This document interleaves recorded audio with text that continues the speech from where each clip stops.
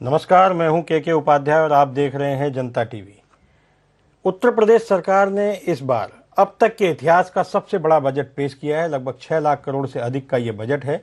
कहा जा रहा है कि ये यूपी के इतिहास का सबसे बड़ा बजट है। बजट पेश हुए लगभग 4 दिन हो चुके हैं, लेकिन बजट को लेकर के वार प्रतिवार जारी है।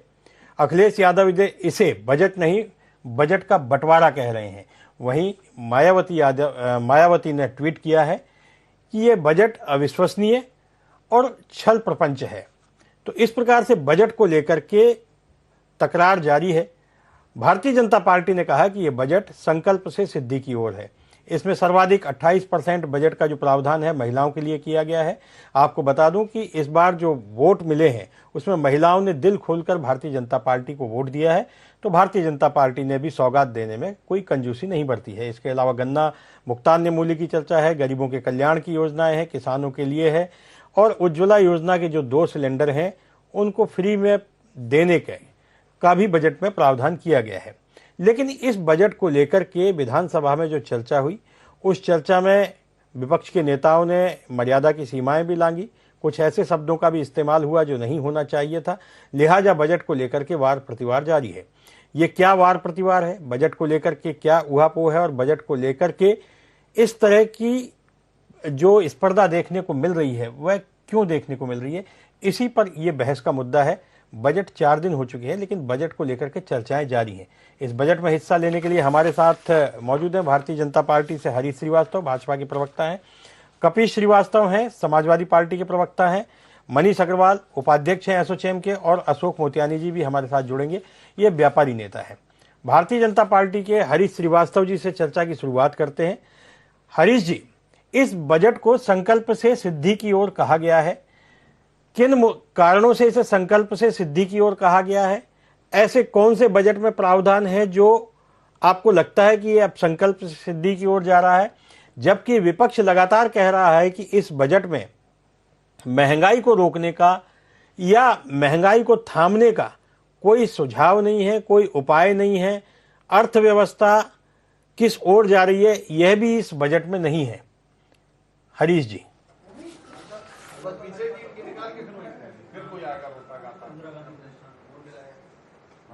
देखिए, आदरणीय योगी जी की सरकार के दूसरे कार्यकाल का ये प्रथम बजट है जो उत्तर प्रदेश के सम्मानित वित्त मंत्री आदरणीय श्री सुरेश खन्ना जी ने सदन में प्रस्तुत किया।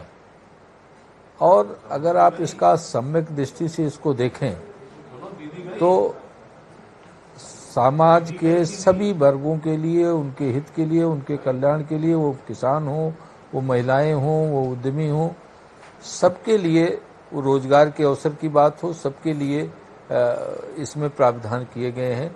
ये उत्तर प्रदेश के खुशहाली और समृद्धि का एक दस्तावेज है। और विपक्ष का जो आरोप है, मुझे ऐसा लगता है कि विपक्ष अपनी हार की हताशा से उबर नहीं पा रहा है। यही कारण है कि उसको कुछ सकारात्मक दिखता ही नहीं और वो लगातार जिस तरह के सवाल खड़े करता है, कहीं न कहीं वो खुद हास्यास्पद बनता है उन सवालों से। लेकिन यदि आप देखें तो अगर बजट में गन्ना किसानों के लिए 1000 करोड़ रुपए के उनके भुगतान के लिए प्राविधान किया, इसमें जो बकाया भुगतान है, और किसानों को अगर 15,000 सोलर पंप देने की बात इस बजट में कही गई, तो ये और सिंचाई बिजली उनको मुफ्त देने की बात, सिंचाई के लिए जो बिजली किसानों को दी जाने वाली वो मुफ्त देने की बात कही गई, तो ये बड़ी एक तरह से कहा जाएगा कि किसानों के लिए एक बड़ा तोहफा है। और किसान लगातार, जब से योगी जी की सरकार, आप प्रथम कार्यकाल देखिए तो लगातार किसानों की यील्ड बढ़ी है, रिकॉर्ड उत्पादन हुआ है, रिकॉर्ड एमएसपी पे भुगतान हुआ है। और अगर 1,76,000 करोड़ का केवल डीबीटीएल के माध्यम से किसानों के खाते में भुगतान हुआ है, तो इस आईने में विपक्ष को जो अपनी टिप्पणी है उसको देखना चाहिए। मुझे ऐसा लगता है कि विपक्ष सच के आईने में न तो सरकार के काम को देखना चाहता है, न सच के आईने में अपनी सरकारों के कार्यकाल की सूरत देखना चाहता है, और एक भ्रामक और नकारात्मक नैरेटिव सेट करने का जिस तरह से चुनाव के पहले प्रयास होता था, ठीक उसी तरीके का प्रयास कि एक नकारात्मक एजेंडा सेट करे, एक भ्रामक एजेंडा प्रस्तुत ठीक करे। है, अभी देखिए कल ही सदन में जिस तरह से ठीक विपक्षी दल है के हरीश जी, एक ठीक माननीय है। विधायक ने कपीश जी से इसका जवाब ले लेते हैं। कपीश जी, क्या वजह है कि आप ये कहा जाता है बार बार कि हालांकि ये तो सही है कि जब भी बजट आता है तो विपक्ष परंपरागत रूप से बजट की आलोचना ही करता है। मैंने आज तक विपक्षी नेताओं को बजट की सराहना करते हुए नहीं देखा। जाहिर है विपक्षी हैं आप, तो ये इसी भाषा का इस्तेमाल करेंगे। लेकिन ये कहा जा रहा है कि ये बजट समावेशी बजट है, ग्रामीणों को ध्यान में रख के और किसानों को ध्यान में रखकर इस बजट को बनाया गया है। इसके अलावा मेडिकल कॉलेजों को भी 500 करोड़ रुपए दिए गए हैं। बहुत सारी योजनाओं का जिक्र है और ये कहा जा रहा है कि ये संकल्प से सिद्धि की ओर है। तो फिर आपको क्यों लगता है कि ये बजट नहीं बंटवारा है? कहाँ बंटवारा है, किसको बंटवारा हो रहा है? कपीश जी। उपाध्याय जी, अभी तक जो हमारे हरीश भैया ने कहा, जो आपने पूछा कि ये बेरोजगारी से कैसे दूर करने वाला बजट है, महंगाई से कैसे दूर करने वाला बजट है, ये समावेशी कैसे है, तो उन्होंने केवल विपक्ष पे ठीकरा फोड़ दिया। अब मैं सिलसिलेवार तथ्यात्मक रूप से बात करूं, क्योंकि जिससे विपक्ष ही आईना दिखाए। अगर आप स्वास्थ्य सेवा और चिकित्सा स्वास्थ्य शिक्षा पे 650 करोड़ का बजट देते हैं और कुंभ की तैयारी में अगर आप 711 करोड़ का बजट देते हैं तो प्रश्न तो खड़ा होगा।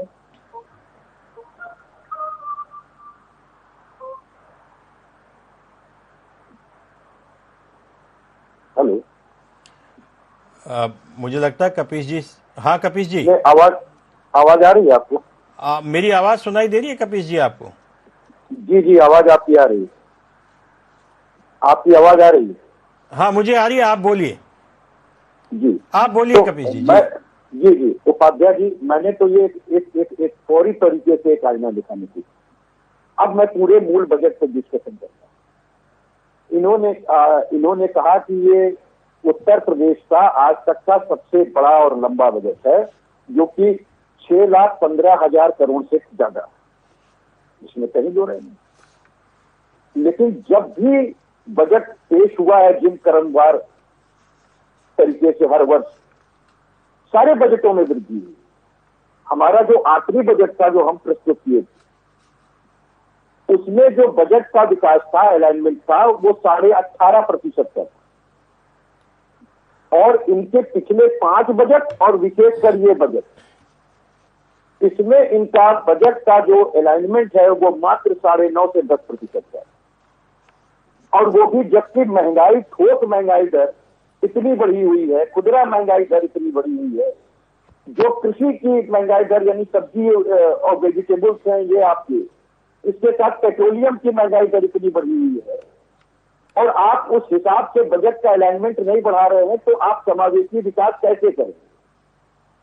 और दूसरी चीज मैं कह रहा हूं, आप 2021-2022 का जो बजट लाए थे वो 5,24,000 करोड़ का लेके आए थे, जिसको 18,000 करोड़ का वो भी सबसे बड़ा बजट और दिया, सप्लीमेंट्री बजट दिया था। बावजूद उसके आप खर्च नहीं कर पाए, 4,25,000 करोड़ ही खर्च पाए। तो आप कहने के लिए बजट कुछ भी कर रहे हैं, लेकिन अगर आप उसको विकास में सदुपयोग नहीं कर पा रहे हैं तो ये सरकार की नाकामयाबियों को दर्शाने वाला बजट होता है। और ठीक इससे पहले आपने 3.25 लाख करोड़ का किया था, जबकि आपने 4,80,000 करोड़ का बजट दिया था, और इस बार आप 6,15,000 करोड़ का दे रहे हैं।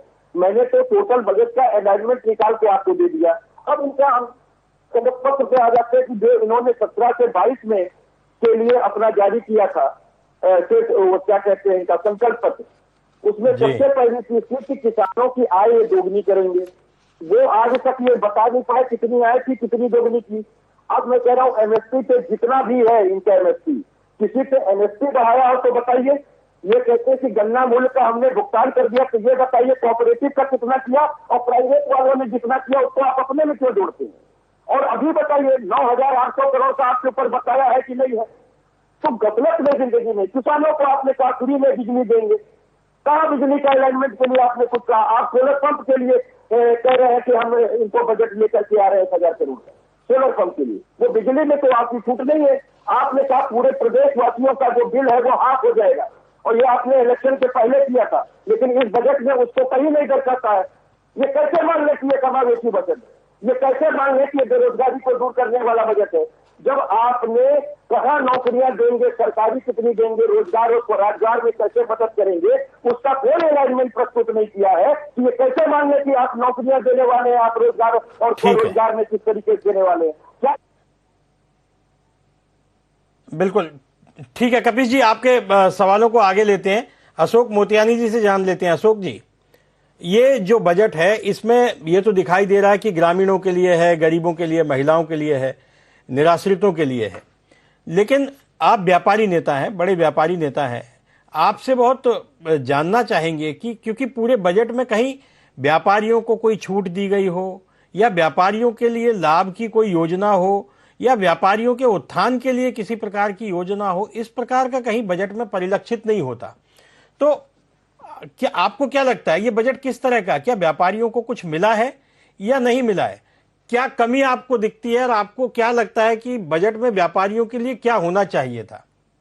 अशोक जी, देखिए, कोरोना काल के बाद अब बजट आया है और तमाम परिस्थितियां रही। कोरोना काल में कारोबार का भी नुकसान हुआ, सरकार भी तंगी, आर्थिक तंगी में रही। तो काफी चीजों को देखते हुए जो इस बार बजट आया है वो कहीं ना कहीं युवाओं के लिए अच्छा है, किसानों के लिए अच्छा आया है, महिलाओं के लिए अच्छा आया है। और सबसे बढ़िया बात जो बजट में ये है कि जून के महीने में एक बड़ी इन्वेस्टर समिट होने जा रही है। उस इन्वेस्टर समिट में बड़े बड़े उद्योगपति बाहर से आएंगे जहाँ पर अपनी फैक्ट्रियां लगाएंगे, कारोबार बढ़ेगा, रोजगार का मौका मिलेगा। ये निश्चित है कि बजट में कोई बहुत ज्यादा व्यापारियों को दिक्कत नहीं है और ये आम जनता के लिए बहुत ही अच्छा बजट है। और सबसे पहली बात बजट में हम ये भी देखते हैं कि जब आम जन को, युवाओं को, किसानों को और महिलाओं को और हर व्यक्ति के लिए कुछ न कुछ होता है, तो जब प्रदेश खुशहाल होता है तो कारोबार भी बढ़ता है। ये जरूर है कि व्यापारियों के लिए इस बजट में अगर सुरक्षा सुविधा बढ़ाई जाती, अगर स्वास्थ्य सेवाओं का बीमा किया जाता, छोटे व्यापारियों के लिए थोड़ा सा स्वास्थ्य सेवाओं का बीमा मिल जाता 5 लाख रुपए का, तो उनके लिए थोड़ा सा बेहतर हो जाता। लेकिन बजट में कोई अगर कमी निकाले तो फिर बहुत सारी कमियां हैं, विपक्ष तो कुछ न कुछ निकालेगा ही। लेकिन व्यापारियों के लिए अगर आज की तारीख में हम ये देखें कि लॉ एंड ऑर्डर बहुत ही अच्छा है, योगी जी की सरकार का लॉ एंड ऑर्डर बहुत ही बढ़िया है, और तो व्यापारियों को चाहिए होती है सुरक्षा। हमारी सुरक्षा की गारंटी है। आज किसी प्रकार का कोई न्यूसेंस बाजारों में नहीं होता है, किसी व्यापारी के साथ किसी प्रकार की धमकी वाला मामला नहीं होता है, तो हम खुल के व्यापार कर सकते हैं और अपना कार्य कर सकते हैं। ये जरूर है कि सरकार को व्यापारियों के लिए थोड़ा सा विचार करना चाहिए। जैसे जीएसटी में थोड़ी सी समस्याएं हैं, उनको व्यापारियों के साथ बैठ कर दूर करना चाहिए और स्वास्थ्य बीमा व्यापारियों को मिलना चाहिए। बिल्कुल। एक अच्छी बात यह है कि उत्तर प्रदेश में योगी जी की सरकार बनते ही व्यापारियों को 10 लाख रुपए का दुर्घटना बीमा दिया गया है। अगर किसी प्रकार की दुर्घटना हो जाती है तो 10 लाख रुपए का बीमा उसके परिवार को दिया जाता है। तो ये एक अच्छा और सराहनीय कार्य हो रहा है, हुआ भी है। इसलिए हम चाहते थे कि इसको स्वास्थ्य बीमा पर भी जोड़ दिया जाए। अगर 5 लाख रुपए का स्वास्थ्य बीमा भी मिल जाए उन रजिस्टर्ड व्यापारियों को कि जो अपना कारोबार कर रहे हैं, तो और बेहतर होता। ठीक है, वो अभी हरीश जी से इसका जवाब ले लेंगे। मनीष जी, आप एसोचैम के उपाध्यक्ष हैं, आप किस नजरिए से देखते हैं जो उद्योग हैं, उद्योगों को क्या इसमें कुछ मिला है? अभी अशोक मोतियानी जी इन्वेस्टर समिट की बात कर रहे थे जो 3 जून से होने वाली है।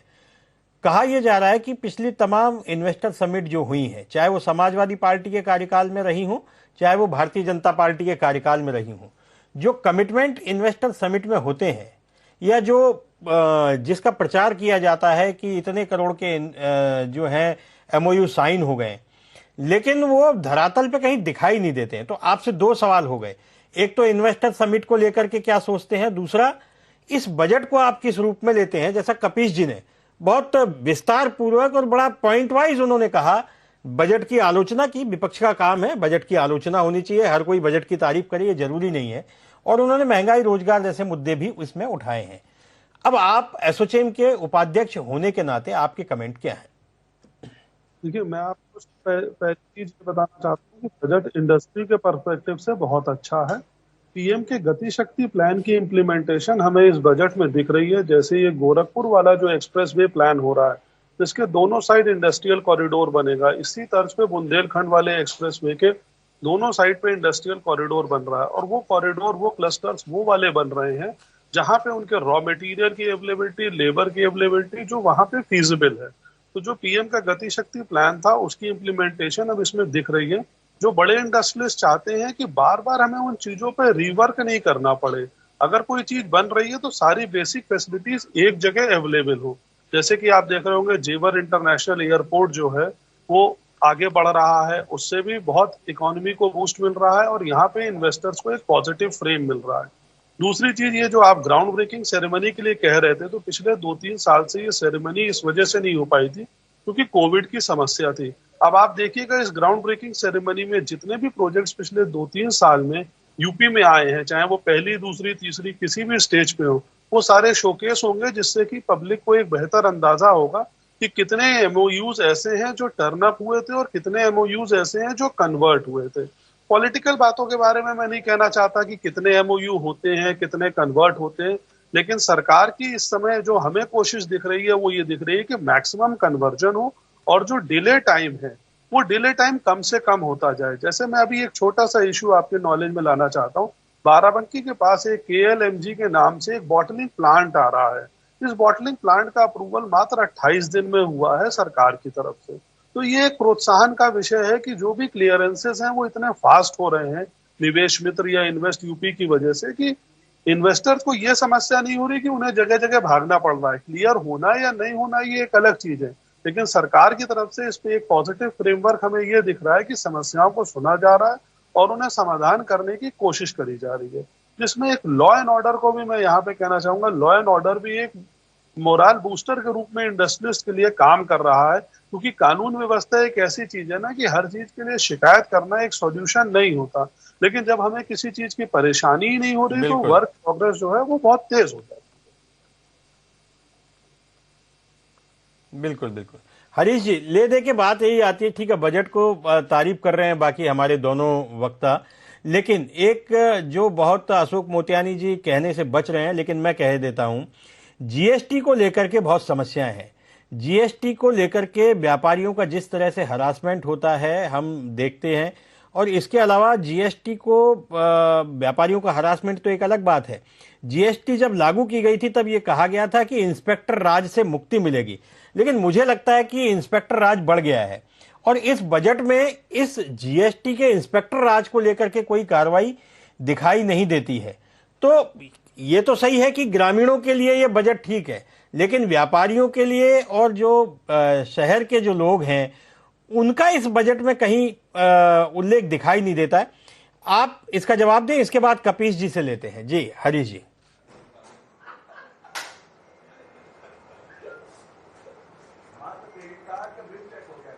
पहले तो मैं अपने समाजवादी पार्टी के मित्र श्री कपीश जी की बात का जवाब दे दूं।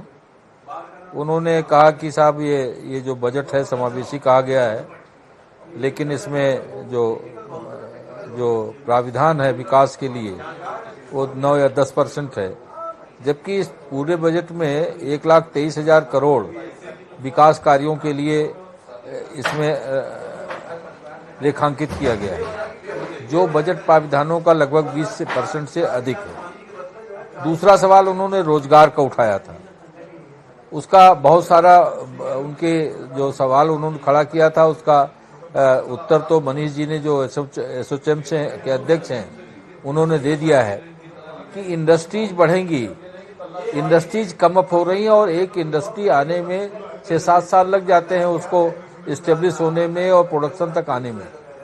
और पिछले जो एमओयू साइन हुए थे जो इंडस्ट्रीज, वो चाहे डिफेंस कॉरिडोर को लेकर के हों, चाहे इंडस्ट्रियल डेवलपमेंट को लेकर के हों, जो भी एमओयू साइन हुए थे वो धीरे धीरे करके साकार हो रहे हैं और अभी 6 साल होने को है। 1 आध साल में बहुत सारी इंडस्ट्रीज प्रोडक्शन की स्थिति में आएंगी। तो लोगों के लिए ये उत्तर प्रदेश के जो युवा हैं, जो स्किल्ड लोग हैं, उनके लिए एक बूंद साबित होगा। और साथ ही जिस तरह से एमएसएमई को लेकर के माननीय मुख्यमंत्री जी का और उत्तर प्रदेश सरकार का जिस तरह से ओडीओपी और एमएसएमई को लेकर के जो फोकस है, उसके माध्यम से भी बहुत सारा रोजगार जनरेट हुआ है। जो उत्तर प्रदेश की हमारी सरकार ये कहती कि 1,80,00,000 लोगों को हमने प्राइवेट सेक्टर में जॉब दिया, तो वो एमएसएमई और ओडीओपी के ही थ्रू वो जॉब क्रिएट हुए हैं।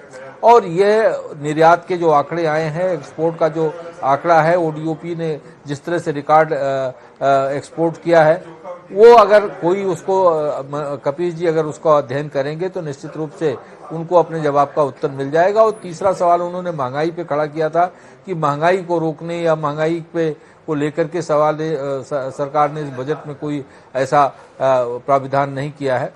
तो देखिए, जहां तक महंगाई का सवाल है, महंगाई एक वैश्विक इस समय कोरोना महामारी के चलते जिस तरह से लगातार 2 साल तक पूरी वैश्विक अर्थव्यवस्था ठप रही और दुनिया के अनेक देश पूरी तरह से हलाकान परेशान है। आप बगल में लंका है, बगल में पाकिस्तान है, इनकी अर्थव्यवस्थाओं की हालत कोई भी देख सकता है। ऐसे में जिस कुशल हमारे यशस्वी प्रधानमंत्री के कुशल नेतृत्व में देश की इकोनॉमी और उत्तर प्रदेश के मुख्यमंत्री आदरणीय योगी आदित्यनाथ जी के नेतृत्व में उत्तर प्रदेश में जिस तरह से ये सुचारू रूप से आर्थिक प्रबंधन हुआ, उसको भी एक सकारात्मक दृष्टि से देखा जाना चाहिए। और मुझे ऐसा लगता है कि आने वाले दिनों में सरकार लगातार उस पर भी काम कर रही है कि महंगाई नियंत्रण आवे और महंगाई कम हो, ताकि लोगों को सहूलतें प्राप्त हो सकें। और वो मुझे लगता है कि उस पर शीघ्र ही सफलता हासिल होगी। और जहां तक आपने बात कही जीएसटी को लेकर के, देखिए जो मोदी और योगी जी की सरकार है, बहुत ही संवेदनशील सरकार है। मुझे लगता है जो जीएसटी का विषय, जीएसटी काउंसिल की मीटिंग प्रायः होती रहती है और जो अगर फोरम पे जो व्यापारी संगठन है ये बात रखेंगे तो निश्चित रूप से वो जो जीएसटी से संबंधित उनकी समस्याएं कहीं न कहीं हैं, उसका निदान निश्चित रूप से निकलेगा। व्यापारी अब थोड़ा डरने लग गए हैं। व्यापारियों को लगता है कि अगर कोई बात रखेंगे या विरोध करेंगे तो ईडी का छापा पड़ जाएगा। व्यापारी इनकम टैक्स और ईडी से डरने लगे हैं, इसलिए व्यापारी अपनी बात ही नहीं रखते हैं। आपने देखा कि अशोक मोतियानी जी हाथ उठा रहे हैं, मैं अभी आपके पास आऊंगा, इसका बेहतर जवाब कपीश श्रीवास्तव जी देंगे। जी हरीश जी, पहले आप अपनी बात कंप्लीट करिए, फिर कपीश जी, फिर अशोक जी। जी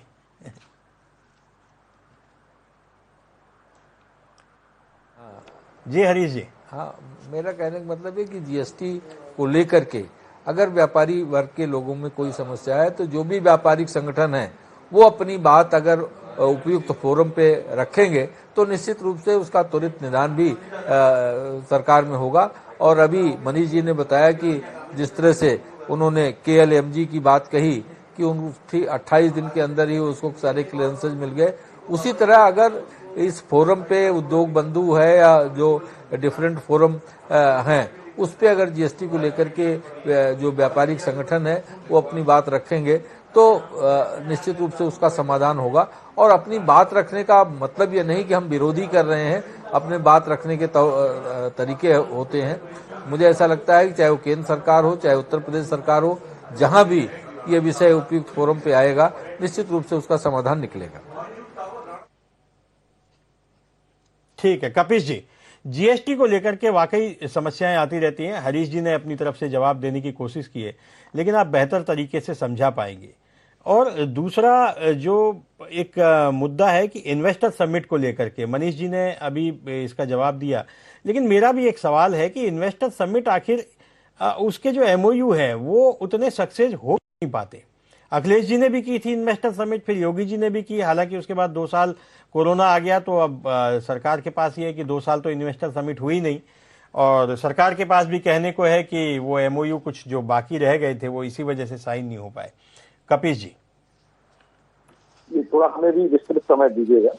और देखिए, जहां तक ये हरीश जी कह रहे थे कि हमारा जवाब जो है मनीष जी ने दिया है, तो मनीष जी हमारा जवाब दे ही नहीं सकते हैं। उन्होंने तो साफ कह दिया था कि हमको राजनीतिक उत्तर नहीं देंगे, लेकिन मैंने जो भी प्रश्न किए वो नील बता सन्नाटा रह गए, उस पर कुछ भी हरीश जी ने नहीं कहा। कि आप ये कहे कि हम अपने संकल्प पत्र को पूरा करने के लिए बजट लेकर के आ रहे हैं। मैंने आपके संकल्प पत्र का ऊपर से 4 वादा खोल दिया और चारों में आप जिला बटा सन्नाटा हो गए, तो आप बता नहीं पाए। आप इस बजट में बता नहीं पा रहे हैं कि बिजली बढ़ाने के लिए आप कौन से उत्पादन के कारखाने लगाने जा रहे हैं और पिछले 5 वर्षों में कितने लगाए थे। आपने कितनी बिजली जो है केंद्र से बाहर की जो है आपने संविदा बढ़ा ली है, तो इसको परसेंट नहीं बढ़ाई। आपने पिछले 5 साल में एक भी बिजली उद्योग नहीं लगाया। हमने अपने शासन कार्य में 4 लगाए थे, और 4 का पूरा विधानसभा के अंदर नाम लेकर के उसकी यूनिट तक का बताने का काम जो है अखिलेश यादव जी ने किया। शायद कोई बात नहीं। जहां तक व्यापारी नेता या मनीष जी का सवाल है, तो उनकी बात अपनी लाजमी है। बहुत सी चीजें वो छोटा करके ही कहेंगे, क्योंकि भाई सरकार से उनसे बहुत करीबी का रिश्ता है, तो बहुत सी चीजें वो ढक टोक करके ही कहेंगे। अब मैं एक एक क्रम से जवाब देता हूँ।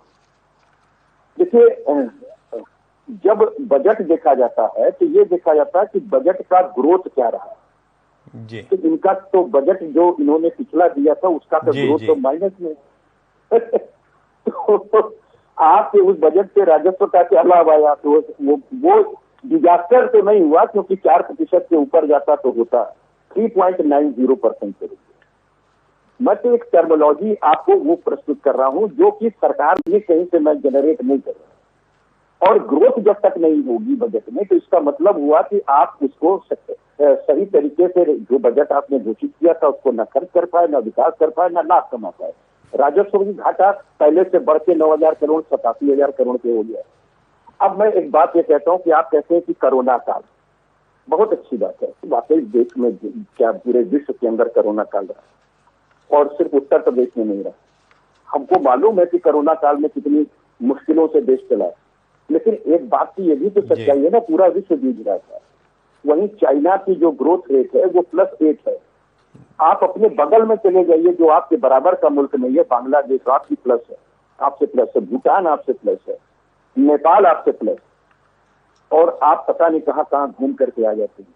अब तो मैं एक बात दूसरी पूछ रहा हूं, जिसे भी जरा भी इकोनॉमिक्स का ख्याल होगा वो एक बात मुझे बता कि अगर देश की जीडीपी -23 जा रही है, तो देश के जो अरबपति हैं उस काल में कैसे 102 अरबपति से बढ़ के 142 हो जा रहे हैं, और कैसे अदानी साहब की संपत्ति 45 गुना पिछले 8 वर्षों में, और 8 वर्षों में अंबानी साहब की जो है वो 4 गुना बढ़ रही है। और अगर आप रेपो रेट देख लें कि आपदा में अवसर का लाभ इन्हीं लोगों ने उठाया है, और अदानी साहब ने केवल 3 तिमाही में 40,000 करोड़ का लाभ कमाया। यानी देश माइनस में जा रहा है। कपीश जी, हम यूपी बजट पे फोकस कर रहे हैं, अभी देश की आर्थिक नीतियों पे हमारी चर्चा नहीं है। मेरा आग्रह ये है कि हम यूपी तक फोकस रहे, और यूपी का जो बजट है उस पर आप अपनी पूरी टिप्पणी दें। मैं आपको पूरा वक्त भी दूंगा। नहीं, मैं असंगत बातें नहीं रखता। मैं बहुत तथ्यात्मक चीजें को इसलिए मैं वर्णन कर रहा हूं कि आप पैनलिस्ट जितने बैठे हम समझते थोड़ा बहुत। नहीं, मैं सहमत हूं आपसे, लेकिन मेरा आग्रह है कि यूपी तक सीमित है। जी, मैं एक बात कह रहा हूं। और दूसरी चीज हम इनसे ये पूछना चाहते हैं कि जब आप जो बजट लेकर के आ रहे हैं, आपने अभी कहा औद्योगिक विकिका लगाने के लिए एक्सप्रेसवे पे इन्होंने इतने बजट दिए। अरे ये पहली बार थोड़ी ना दिया औद्योगिक विकिका, और एक्सप्रेसवे पर ये क्या पहली बार बजट है? पिछले 5 साल में एक भी एक्सप्रेसवे ये पूरा नहीं कर पाए, ना औद्योगिक कॉरिडोर पूरा कर पाए, ना डिफेंस कॉरिडोर पूरा कर पाए, ना गंगा पूरा कर पाए, ना पूर्वांचल पूरा कर पाए, ना गोरखपुर की जो कनेक्टिविटी है पूर्वांचल एक्सप्रेसवे से वो अभी 40% पे है। और बजट तो पिछले 5 वर्षों में भी गया और इसमें भी गया। तो ये झुंझुना ना पकड़ाइए। जब औद्योगिक विकिका दिख जाए, औद्योग चीजें आने लगे, तब समझ में आता है कि हाँ इन्होंने पैसा लगाया। 36,000 करोड़ का प्रोजेक्ट आप 600 करोड़ रुपए एक बजट के अंदर दे रहे हो, तो आप क्या लगा ले रहे हो? और आप झुंझुना 6 साल 7 साल 8 साल लगाइएगा, तो ये विपक्ष आईना दिखाएगा। आप भले डरे, हमको डरने की आवश्यकता नहीं। हम तो अपनी बात कहेंगे और पूरी बुलंदगी से कहेंगे। पूर्वांचल एक्सप्रेसवे जो आप कह रहे हैं, जिस पर औद्योगिक विकिका की बात कर रही थी, 7 शौचालय नहीं लगा पाए। दूसरे की तो बात ही छोड़ दीजिए, चिकित्सकीय सुविधा के लिए नहीं दे पाएंगे। अलाइनमेंट छोटा कर दिया, उसका घनत्व तो ऊपर का छोटा कर दिया। ये सारी चीजें की बुनियादी कनेक्टिविटी गायब कर दी। और जब तक आप वो नहीं करेंगे तो रफ्तार अब तो एक्सप्रेस वे चालू हो गया, वो छोटा हो या बड़ा हो। कपीश जी एक्सप्रेस वे चालू हो गया। गंगा एक्सप्रेस वे की जो डेट ही अभी की नहीं थी। गंगा एक्सप्रेस वे तो 25 तक बनके तैयार होना है, वो पहले से निर्धारित है। गंगा एक्सप्रेस वे का काम अब शुरू हुआ है। तो अभी आप जो कह रहे हैं ना कि पूरा नहीं हो सका, तो कैसे पूरा होगा? उसकी तो डेट ही 2025 तक की है। करोड़ रुपए का एएमयू उन्होंने सिग्नेचर किया था, ये मुझे बता दें कि 4,10,000 करोड़ में मात्र 50,000 करोड़ का एमयू उन्होंने जहां साकार किया हो। और एक बात से मैं सहमत हूं कि बिजनेस लगाने के लिए जो नियम कानून यानी सिंगल विंडो सिस्टम है वो इस सरकार ने दी है, इसलिए इज ऑन डूइंग बिजनेस में उत्तर प्रदेश दूसरे नंबर पे। लेकिन इज ऑन डूइंग बिजनेस ये नहीं बताता कि आप क्या कितना। ठीक कपिल जी, अशोक मोतियानी जी, आपसे मैं ये जानना चाहूंगा कि क्या व्यापारी इस बजट से खुश है क्या? और दूसरा ये सवाल कि ऐसा आपको लगता है कि इस बजट में व्यापारियों के लिए ये चीजें और होनी चाहिए थी, और अगर वो होनी चाहिए थी तो वो क्या होनी चाहिए थी? व्यापारी क्या चाहता है? आपकी एक बात ठीक है कि लॉ एंड ऑर्डर की व्यवस्था सुधरी है तो व्यापारियों को एक व्यापार का माहौल मिला है, लेकिन इसके अलावा भी व्यापारियों की बहुत सारी समस्याएं होती हैं। आप तो कपड़ा व्यवसाय से जुड़े हुए हैं, मुझे लगता है आप अपने प्रतिष्ठान से ही बात कर रहे हैं, पीछे कपड़े दिखाई भी दे रहे हैं। तो मैं ये जानना चाहता हूं कि बहुत सारी समस्याएं होती हैं, तो उनको आप किस तरीके से देखना चाहेंगे, या ये चाहेंगे कि आने वाले समय में सरकार इस पर ध्यान दे? भले ही वो बजट में नहीं दे पाई हो, लेकिन कभी कभी रह जाता ना कि हम इतना सारा विराट रूप से देखा है लेकिन व्यापारियों को नहीं देख पाए। तो आपको लगता है कि ऐसे कुछ बिंदु हैं जो होने चाहिए? देखिए, पिछले बार जो है हमारा एक व्यापारी कल्याण बोर्ड का माननीय योगी जी ने गठन किया था। ये एक व्यापारी एक ऐसी संस्था बनाई थी जो उत्तर प्रदेश में कुल 15-17 लोगों को इसमें शामिल किया था। इनके माध्यम से हमने अपने तमाम तरीके के सुझाव सरकार को दिए हैं और काफी उसमें सुधार भी हुआ है। आज जो जीएसटी की जो पहले समस्याएं आ रही थी वो 50-60% ठीक हो चुकी हैं। 20-25% की टेक्निकल समस्याएं हैं, जो छोटा व्यापारी है वो थोड़ा सा उसमें जूझता है, लेकिन काफी हद तक इसमें सुधार हो चुका है।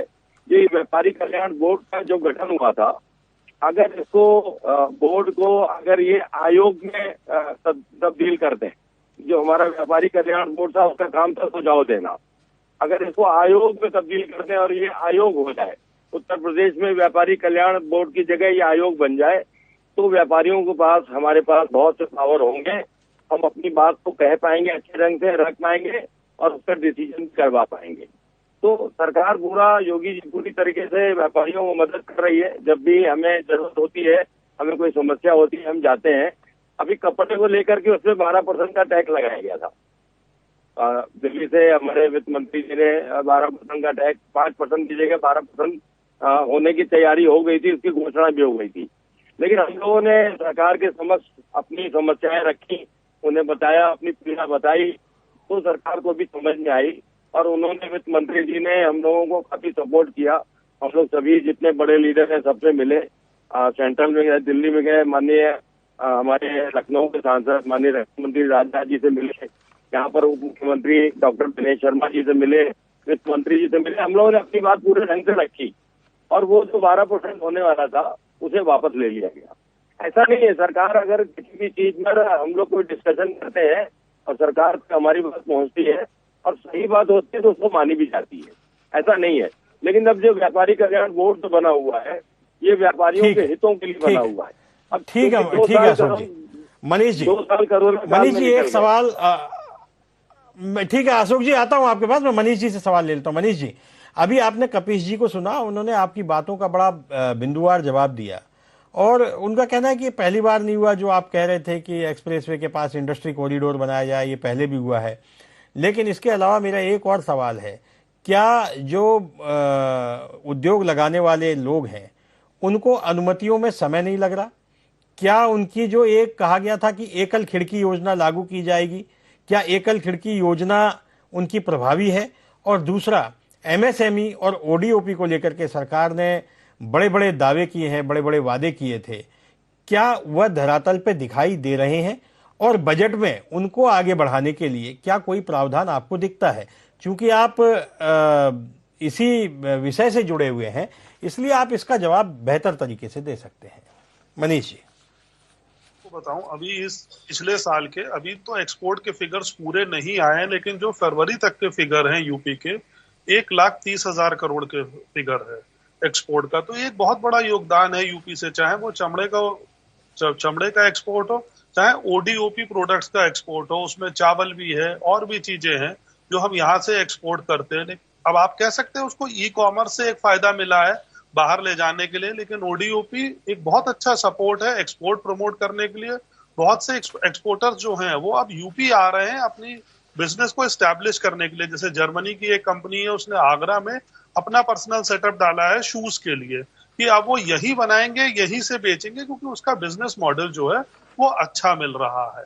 ये एक प्रोत्साहन का विषय है कि हमारा एक्सपोर्ट बढ़ रहा है और एक्सपोर्ट ई कॉमर्स के थ्रू बढ़ रहा है। इससे क्या है कि जो लोकल लोग हैं उनको घर में बैठे रोजगार मिल रहा है, उन्हें अब रोजगार ढूंढने नहीं जाना पड़ रहा। लखनऊ है, लखनऊ चिकन के कपड़ों के लिए फेमस है, जहाँ बहुत इंटीरियर में वो कपड़े बनते हैं, लेकिन अब एक्सपोर्ट हो रहे हैं, ऑनलाइन वो बिक रहे हैं, तो उसका एक फायदा दिख रहा है। दूसरा, आप जो कह रहे थे सिंगल विंडो सिस्टम का, मुझे तो ये दिख रहा है कि सिंगल विंडो सिस्टम निवेश मित्र में लोगों की प्रॉब्लम सॉल्व हो रही है, वहां से जल्दी प्रोसेस हो रही है, सब कुछ अब ऑनलाइन ही लिया जा रहा है, फिजिकल फॉर्म्स की फॉर्मेट्स खत्म होती जा रही हैं, जो भी अप्रूवल्स हैं वो टाइम बाउंड हो रहे हैं, 1 दिन 2 दिन 3 दिन 5 दिन जो भी उनका टाइम बाउंड है उस पे एक रेजोल्यूशन मिल रहा है और चीजें अच्छे ढंग से चल रही है। एक चीज मैं और ऐड करना चाहूंगा, बुंदेलखंड का जो डेवलपमेंट हो रहा है, जैसे बुंदेलखंड की ऑर्गेनिक फार्मिंग पे फोकस हो रहा है, तो इंडस्ट्रियलिस्ट ये चाहता है कि उसे वहां पे जगह मिले जो कम डेवलप्ड एरिया है, तो वहां पे संसाधन थोड़े आसानी से मिल जाते हैं और वहां के डेवलपमेंट से सरकार भी प्रमोट होती है, इंडस्ट्रीज भी प्रमोट होता है और लोकल लोग भी प्रमोट होते हैं। जैसे बुंदेलखंड को ऑर्गेनिक फार्मिंग के रूप में डेवलप कर रहे हैं, वहां पे सोलर प्लांट्स लग रहे हैं कि डिफेंस कॉरिडोर जो है वो सोलर एनर्जी से चले।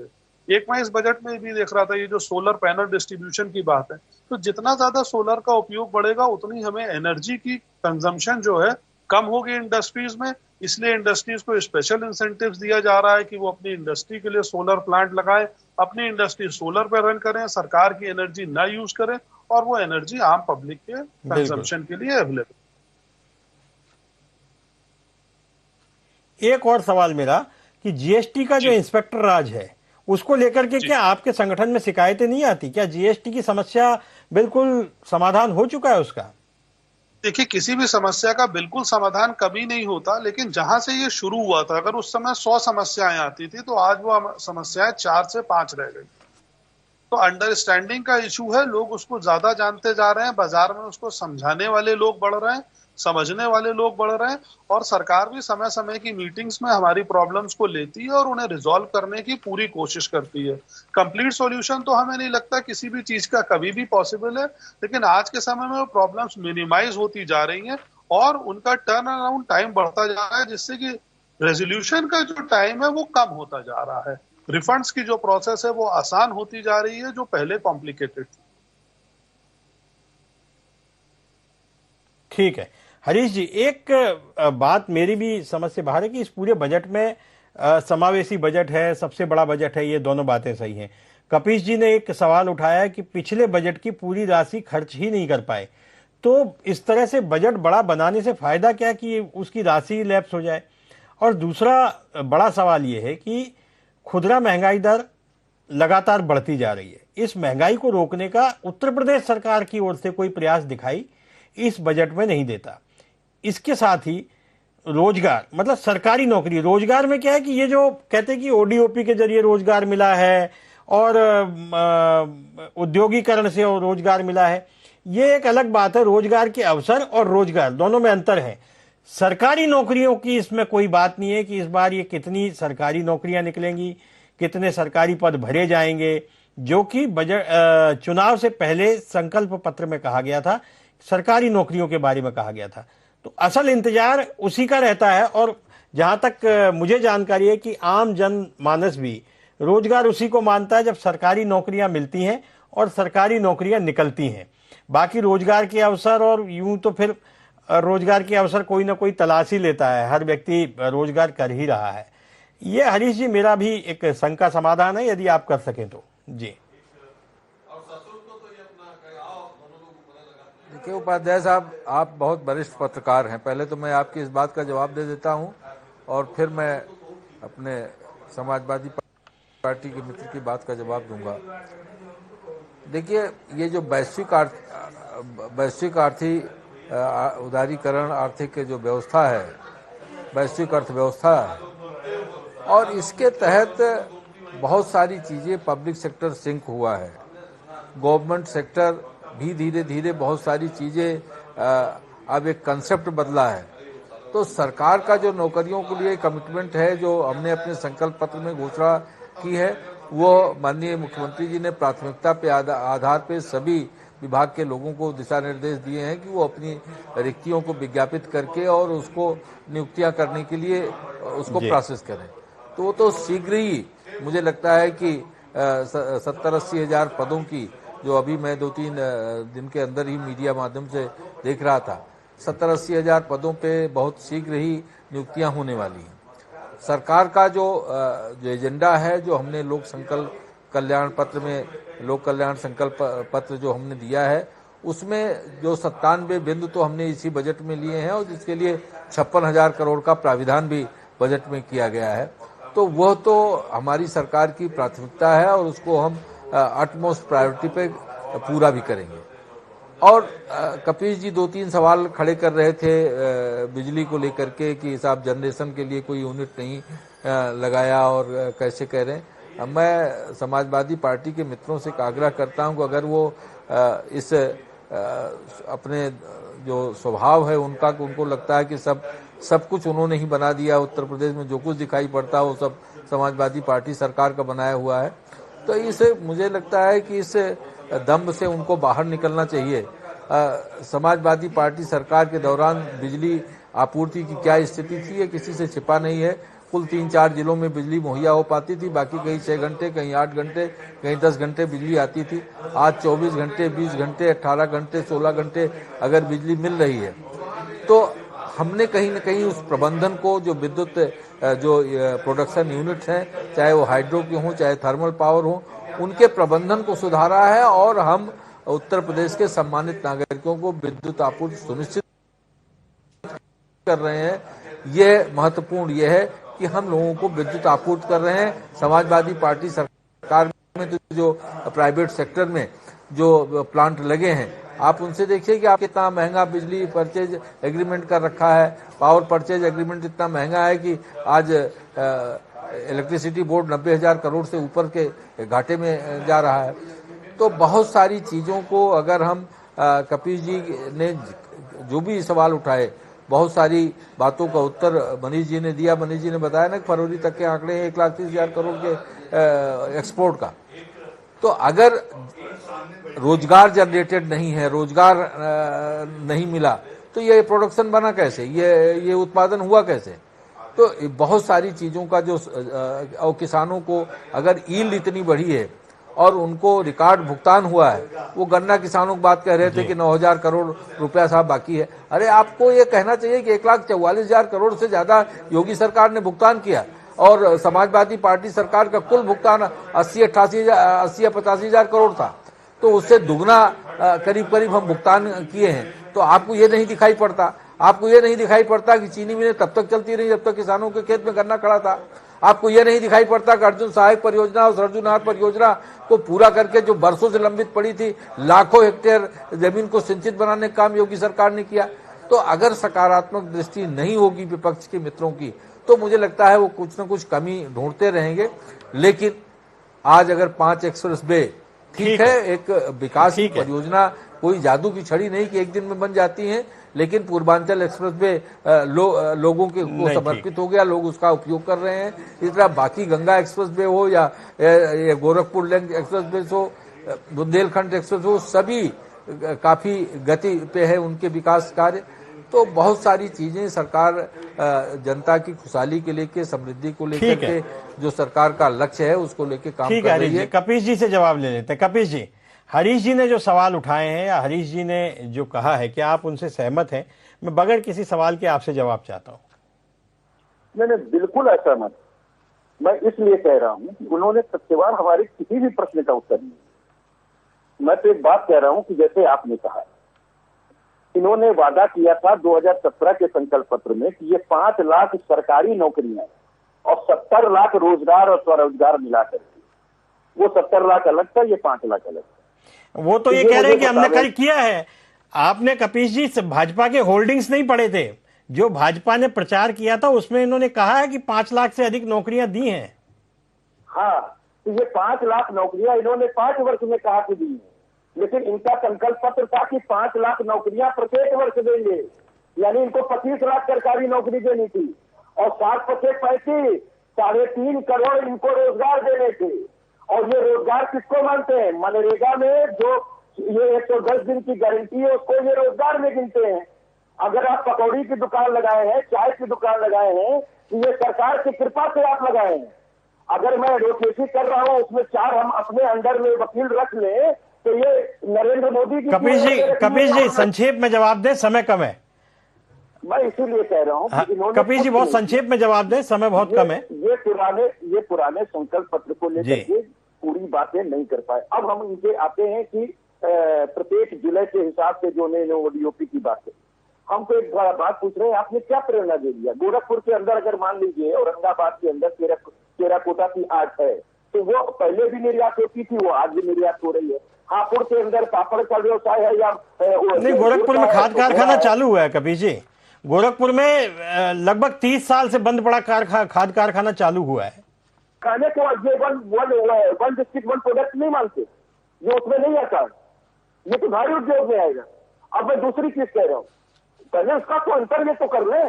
दूसरे हमारे मित्र मनीष जी ने कहा, बहुत अच्छी बात कही कि बुंदेलखंड के अंदर जो है वो ऑर्गेनिक खेती के लिए अच्छा हिसाब किताब है, वहां हो रहा है, तो वहां पुरानी सरकारों से लेकर के इनकी भी सरकारों में बजट दिए गए। और मैं आपको बता दूं, जो सोलर पैनल की आप बात कर रहे हैं, सबसे पहला ही एएमयू जापान से समाजवादी पार्टी ने उसका रेवेन्यू सिग्नेचर ही नहीं किया था। 10,000 करोड़ रुपए के सोलर पंप लगवाए थे, 100 बावड़ियां बनवाई थी परमानेंट, और बांध भी बनवाया था। सबसे ज्यादा बजट का अलाइनमेंट आप उठा करके पूर्ववर्ती सरकार का उठा लीजिएगा, इनके 5 वर्ष की सरकार का उठा लीजिएगा। 5 वर्ष बटे 1 वर्ष। ठीक है कपीश जी, आखिरी रिमार्क हम मनीष जी से ले लेते हैं। मनीष जी, कपीश जी जो कह रहे हैं कि आप उससे सहमत है, आखिरी रिमार्क, क्योंकि समय बहुत कम है, सिर्फ 2 लाइनों में बताइए कि ये जो उद्योगों को लेकर के बात की जाती है और महंगाई और खुदरा महंगाई को लेकर के लगातार बातें की जा रही हैं, रोजगार को लेकर के 2 लाइन में आप इसको समायोजित करिए कि इसको किस तरीके से देखेंगे। क्या रोजगार देने में यह सरकार कामयाब रही है?